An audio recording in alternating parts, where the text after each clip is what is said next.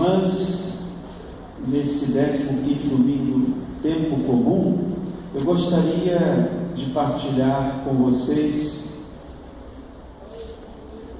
digamos, uma reflexão a partir, não diretamente do Evangelho que nós acabamos de ouvir, mas voltarei ao Evangelho hoje de São Marcos, capítulo 6, e também do profeta Amós, da profecia de Amós, que nós ouvimos na primeira leitura. Mas eu gostaria de meditar um pouquinho sobre a segunda leitura, a carta, o início da carta de São Paulo aos Efésios, que é um grande hino, na verdade, é um estilo particular, através do qual São Paulo escreve aos Efésios, e poderíamos dizer, São Paulo nos escreve também a nós, hoje, somos nós que recebemos esta carta hoje, poderíamos dizer, São Paulo escreve, ou carta de São Paulo aos soteropolitanos, é uma carta para nós, e ele começa com esse hino que é maravilhoso, e que talvez a gente passe por cima um pouco rapidamente quando a gente lê ou quando a gente ouve a leitura.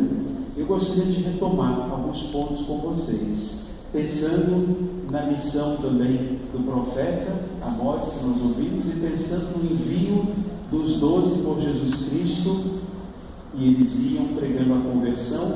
Mas por quê? Porque na verdade, se o profeta é enviado e se os 12 são enviados, é porque eles são convidados a viver isso que São Paulo nos descreve aqui. Aqui é quase como se fosse uma síntese ou um resumo do ser cristão, da vida cristã.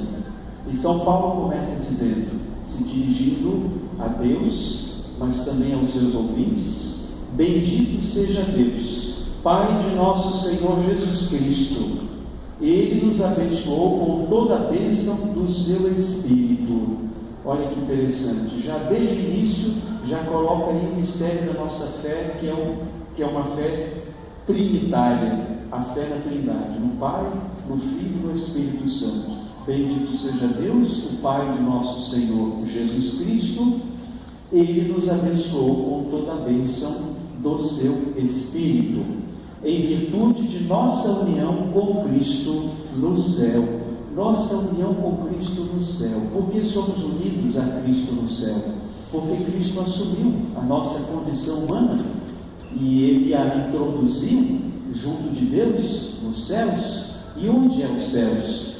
Nós temos muitas vezes a imagem, nosso imaginário, nós colocamos os céus talvez acima das nuvens ou para além das estrelas. É verdade que as Escrituras falam muito de subir aos céus, mas no fundo a nossa fé, explicada no nosso catecismo, nos diz que o céu é uma condição, é um estado, é uma situação, não é propriamente um lugar, porque nos lembra o catecismo, Deus está em toda parte, Ele é onipresente, e se Deus está em toda parte, onde Ele está é o céu. E Jesus entrou nesse lugar, se a gente pode chamar de lugar misterioso, mas Jesus está ali junto com o Pai e com o Espírito também, e ali introduziu a nossa condição humana, misteriosamente, mas nós estamos unidos a Ele, e nós, espero eu, queremos estar unidos a Ele.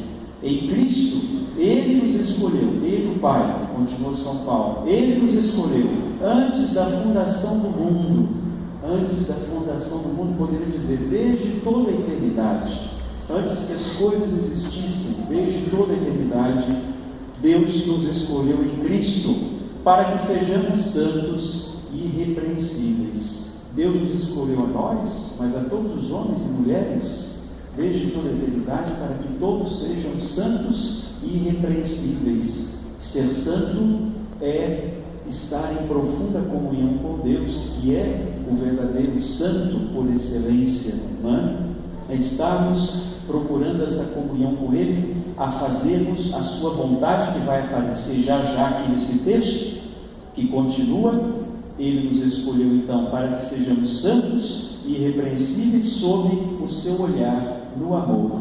É uma obra de amor, é um chamado de amor.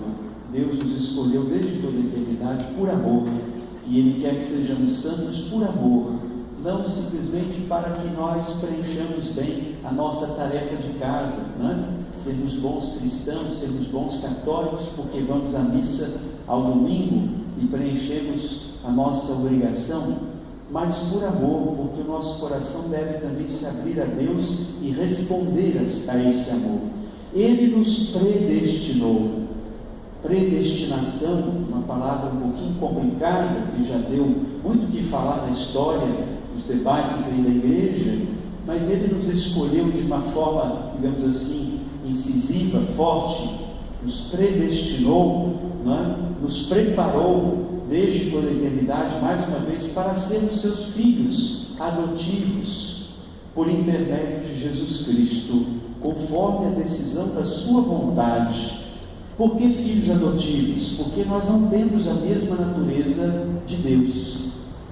Nós somos adotados por Ele para participarmos da sua natureza, assim como Ele, se encarnando, participa da nossa natureza humana.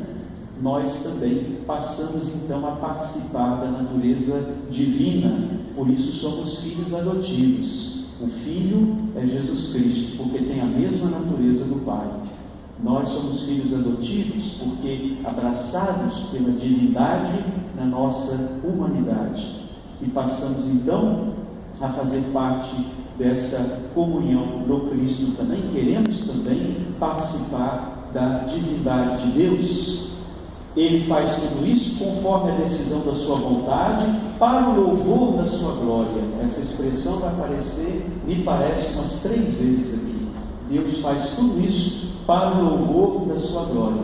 Santo Inácio de Loyola dizia, né? Tudo para a maior glória de Deus. E na nossa vida deve ser assim também. Nós devemos fazer o que fazemos, cumprir o que devemos cumprir como família, nosso trabalho, como crianças, jovens, na escola, nos estudos, cumprir tudo o que fizermos, tudo o que fazemos para a glória de Deus e para que a sua glória seja manifestada em nossa vida. Assim, então, Ele nos dá uma graça, não é? Ele nos cumula de graça no seu bem-amados, em Jesus Cristo. E continua, pelo seu sangue, pelo sangue de quem? De Jesus Cristo, nós somos libertados. Nele, as nossas faltas são perdoadas, segundo a riqueza da sua graça, que Deus derramou profusamente sobre nós. A riqueza da graça que é derramada em nós, abrindo-nos a toda a sabedoria e prudência. Deus então nos faz entender o grande mistério da sua graça, que é expresso de uma maneira extraordinária pelo perdão dos nossos pecados. Pelo sangue derramado de Jesus Cristo, nós temos esse perdão. Obviamente, essa graça do perdão chega até nós pela ação, não é, de Deus, que continua agindo em nossas vidas, e na medida em que nós nos abrimos também a essa graça do perdão, para reconhecer que o sangue de Jesus Cristo de fato nos liberta de todo mal e de todo pecado. Ele nos fez conhecer o mistério da sua vontade, o desígnio benevolente que de antemão determinou em si mesmo, o mistério da sua vontade de reunir todas as coisas em Jesus Cristo, de anunciar, né, ou melhor, de propagar o perdão e a misericórdia pelo mundo todo, como o Papa Francisco tem nos lembrado, recordado, esse desígnio que ele determinou de antemão em si mesmo, para levar à plenitude o tempo estabelecido em recapitular em Cristo, acabei de dizer, o universo inteiro. Recapitular tudo. Recapitular significa agrupar todas as coisas, né? Agregar todas as coisas, colocar tudo sob um único chefe, a única cabeça, Jesus Cristo, que é a cabeça do corpo, né? Nós somos o seu corpo. Tudo o que está nos céus e tudo o que está sobre a terra deve ser recapitulado. Nele também nós recebemos a nossa parte, segundo o projeto daquele que conduz tudo conforme a decisão de sua vontade. Nós fomos predestinados a sermos para o louvor de sua glória, a sua esperança em Cristo, os que colocam a sua esperança em Cristo. Aí fica a pergunta para nós: nós colocamos nossa esperança em Cristo? Colocamos a nossa esperança nessa, digamos, em tudo isso que está aqui aparecendo nas palavras de São Paulo para nós? É preciso que nós peçamos hoje uma fé nessas palavras, e que Deus nos ajude a vivê-las realmente. E aí São Paulo se volta para o seu auditório, se volta para nós: nele também vós ouvistes a palavra da verdade, o Evangelho que vos salva. Nele ainda vós acreditastes, nós acreditamos. Espero que todos nós acreditemos. E fostes marcados com o selo do Espírito prometido, o Espírito Santo. Como é que nós fomos marcados pelo selo do Espírito? Pelo nosso batismo, pela nossa crisma. Nós somos marcados com o selo do Espírito.